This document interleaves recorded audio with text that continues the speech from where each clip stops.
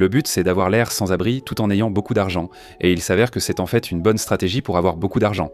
Je veux dire, tu n'es pas obligé d'avoir l'air sans abri. Mais tu ne devrais pas essayer d'avoir l'air riche, parce que très probablement, si tu essaies d'avoir l'air riche, tu auras beaucoup plus de stress, beaucoup moins d'argent. Je pense que tu seras simplement plus malheureux en général. Il vaut mieux avoir l'air pauvre, car ainsi il est plus simple de rattraper son retard sans essayer de suivre les autres. Si tu achètes toujours le dernier téléphone, de beaux vêtements et une voiture neuve chaque année juste parce que tu aimes l'odeur du cuir neuf et que tu penses le mériter, il sera difficile de devenir riche. Et ce n'est même pas le prix de ces choses qui est incroyablement cher, c'est le coût récurrent de ces choses-là. Selon une enquête, 78% des Américains vivent au jour le jour, de paix en paix, quel que soit leur métier.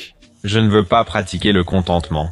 L'un des principaux facteurs m'ayant permis d'accumuler un peu de richesse était d'être satisfait de ce que j'avais. Cela m'a aussi mené au minimalisme. Je me suis rendu compte que je cherchais sans cesse à acheter pour ressentir un bref plaisir, ce petit pic de dopamine. En m'intéressant au minimalisme, j'ai désencombré et tout jeté. En le donnant ou en le vendant. Autour de chez toi, t'as sûrement tout ce qu'il te faut pour être heureux.